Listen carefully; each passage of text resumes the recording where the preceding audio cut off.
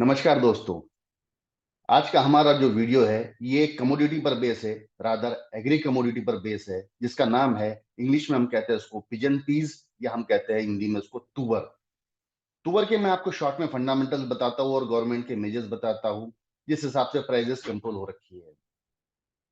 गत वर्ष अगर हम देखते हैं तो तुवर की जो सोइंग है ये almost at par with previous year, या हम कहेंगे 2-5% कम ही थी। जो बीच में जो बरसातें हुई है उससे इसके यील्ड को काफी डैमेज हुआ है, और मुझे लगता है आने वाले समय में जो इसकी फसल आएगी ये निश्चित तौर से कम आएगी। गवर्नमेंट की हम अगर रणनीति देखते हैं तो गवर्नमेंट ने एमएसपी इसकी 7,000 रुपए तय कर रखी है, लेकिन रिसेंटली जो इन्होंने कहा है कि हम डायनामिक प्राइस पर भी इसको परचेस करेंगे। इसका मतलब गवर्नमेंट निश्चित तौर से जानती है कि आने वाले समय में तुअर की जो डिमांड है ये सप्लाई को आउटस्पेस करेगी, जिसके मद्देनजर रखते ये फर्स्ट टाइम मैंने देखा है कि गवर्नमेंट अबाउट द एमएसपी इसको परचेस करने का प्रयास कर रही है। कैरी फॉरवर्ड स्टॉक को अगर हम देखते हैं तो पिछले साल भी कैरी फॉरवर्ड काफी कम था, और इस साल तो निश्चित तौर से कम था। अगर हम इंपोर्ट की बात करते हैं तो मुझे लगता है कि पिछले साल काफी हाईएस्ट इंपोर्ट हुआ था। नॉर्मली हमारे यहाँ 7, 7.5 या 8 लाख टन इंपोर्ट होता है, जो इस साल बढ़कर 9, 9.25 लाख टन का इंपोर्ट हुआ, जिससे प्राइजेस को कहीं ना कहीं कंट्रोल मिला है। गवर्नमेंट ने स्टॉक लिमिट्स की रेखा बना रखी है, जहां पर हर एक जो मिलर्स है या फिर जो स्टॉकिस्ट है या रिटेल होल्डर है, इसके लिए एक सीमित दायरा रखा है, जाकर आप इतना ही स्टॉक कर सकते हो, जिससे भी प्राइजेस को कुछ ना कुछ कंट्रोल रहा है। पिछले साल का अगर हम लो देखते हैं तो 6500 रुपए पर क्विंटल तुअर के रेट होते थे, जो बढ़कर 12,500 प्रति क्विंटल बढ़े हैं। लेकिन इस बढ़ते दाम में इसका कंजम्पशन भी काफी कम हुआ है। जो एनालिसिस मेरा कहता है कि पिछले साल जो है तुअर का कंजम्पशन कम से कम 10 से 12% कम हुआ है, क्योंकि इसकी पैरेलल जो कमोडिटी थी या पैरेलल जो पल्सेस थी उसकी प्राइसेस काफी कम थी कंपेयर टू तुअर।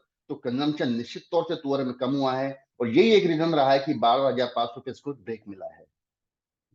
अब आने वाला समय अगर हम देखते हैं तो इसमें कैरी फॉरवर्ड कम है, फसल थोड़ी सी कमजोर है, इंपोर्ट थोड़े बढ़कर है, और कंजम्पशन थोड़ा सा घटकर है। बट गवर्नमेंट अगर इसको डायनामिक फेयर प्राइस पे परचेस करती है तो मुझे लगता है इस बेस पर करंट लेवल्स पर तुअर के प्राइसेस को सपोर्ट मिलेगा। साथ ही साथ गवर्नमेंट ने यह भी कहा है कि जो भी किसान डायरेक्ट गवर्नमेंट को यह माल तुलाएगा उसे 3 दिन में डायरेक्ट उसके अकाउंट में उसका क्रेडिट मिलेगा। मतलब कुछ हद तक के मिडल मैन को गवर्नमेंट ने साइडलाइन किया है। और साथ ही साथ मुझे लगता है कि गवर्नमेंट ने फार्मर्स को एनकरेज भी किया है कि आप ज्यादा से ज्यादा तुअर लगाए, ताकि हमारे इंपोर्ट का जो बोझ है वो कम कम होता रहे, और हमारे यहाँ लोकल्स में ही मैक्सिमम प्राइसेस मिलने का पूरा प्रयास हुए। तो अभी की अगर हालात देखते हैं तो डिमांड जो है ये सप्लाई को आउटस्पेस करेगी। हालांकि अभी जो अराइवल्स है मार्केट में एक बहुत ज्यादा आ रही है, क्योंकि पिछले साल लोगों ने 7,000 8,000 में फार्मर्स ने तुअर बेची है, वो इस साल उनको 9,000 से ऊपर के रेट मिल रहे हैं। तो फार्मर जो है मैक्सिमम अपना प्रोडक्ट सेल आउट कर रहे हैं। गवर्नमेंट के पास भी ये अच्छा लक्ष्य अच्छा समय है कि इस अराइवल्स को मद्देनजर रखते हुए अपना बफर स्टॉक पूरा करे, और आने वाले समय में अगर प्राइसेस बढ़ती है तो इसको सप्लाई एज सप्लाई के तौर पर उसको यूज करे।